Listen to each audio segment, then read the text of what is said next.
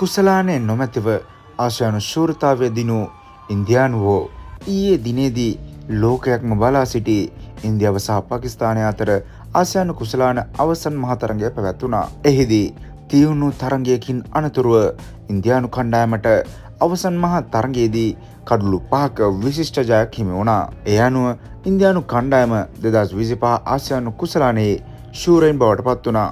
මෙහිදී සිදු වූ විශේෂම සිදුවීම වූයේ ඉන්දියානු කණ්ඩායමට එම ආසියානු කිරුළ අහිමිව යාමයි. පාකිස්තාන් ක්‍රිකට් පාලක මණ්ඩල සභාපති සහ ආසියානු ක්‍රිකට් කවුන්සිල් සභාපති මොෂින් නක්වි ආසියානු කුසලානය ලබා දීමට සූදානම් වී සිටි නමුත් ඉන්දියානු කණ්ඩායම එම කුසලානය ඔහු අතින් ලබා ගැනීම ප්‍රතික්ෂේප කිරීමත් සමග ඉන්දිය කණ්ඩායමට එම ආසියානු කුසලානය නොමැතිව ජය සමරන්නට සිදුවුණා. කුසලානය උඹලට එපා නම් නිකන් හිටපල්ල කියලා පාකිස්තානු ජාතික මොෂින් නක්වි ඇතුළු පිරිස කුසලානයද සමගින් පිටව ගියා.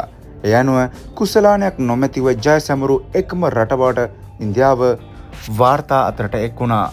මේ අතර නැවතත් ඉන්දිය හමුදාව ගැන හඬ නැගූ ඉන්දිය නායක සූර්ය කුමාර් යාදව් මෙවර ආසියානු කුසලාන තරඟාවලියේ තමාගේ සියලුම තරඟ ගාස්තුව හමුදාව වෙනුවෙන් ලබා දීමට සූදානම් බවද ප්‍රකාශ කර තිබුණා. ඒ අනුව ඉන්දිය කණ්ඩායමේ ක්‍රීඩකයින් කුසලානය අතේ නොමැතිව වුවද අතේ තියෙන්නාක් මෙන් සමූහ ඡායාරූප මෙන්ම තනියෙන් ඡායාරූපද රැගෙන තිබීම ලෝපුරා මහත් ආන්දෝලනයට තුඩුදුන් කරුණක් වුණා. එසේම මෙම කුසලානය ලබා නොදීමේ සිද්ධියට ඉන්දීය ක්‍රිකට් පාලක මණ්ඩලයද ප්‍රතිචාර දක්වා තිබූ අතර ඉන්දිය ක්‍රිකට් පාලක මණ්ඩලය මෙම ජයග්‍රහණය වෙනුවෙන් ඉන්දිය ක්‍රීඩකින් සහ පුහුණු කාර්ය මණ්ඩලයට කෝටි 21ක මුදලක් ලබා දෙන බවට දන්වා තිබෙනවා. තවද අද උදෑසන ඉන්දිය කණ්ඩායමේ ක්‍රීඩකයින් කුසලානයක් නොමැතිව ඔවුන් ලබාගත් ඡායාරූප කුසලානයක් එඩිට් කර තම සමාජ මාධ්‍ය ගිණුම්තල පළ කර තිබුණු දක්නට ලැබුණා. තවද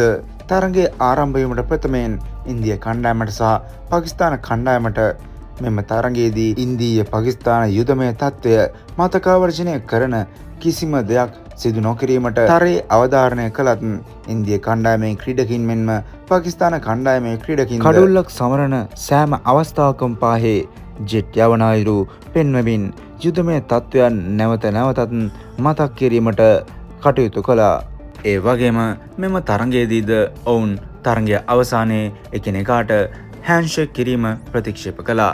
ක්‍රිකට් ක්‍රීඩාවේ මහත්මා ගතිය විනාශ කරමින් යන ඉන්දීය හුදු මාන්නය පිළිබඳ ඔබ මොකද හිතන්නේ? ඔබේ අදහසුත් පහලින් කමෙන්ට් කරගෙන යන්න. වීඩියෝ එක හොඳ නම් ලයික් කරලා අපිත් එක්ක දිගටම රැඳී ඉන්න.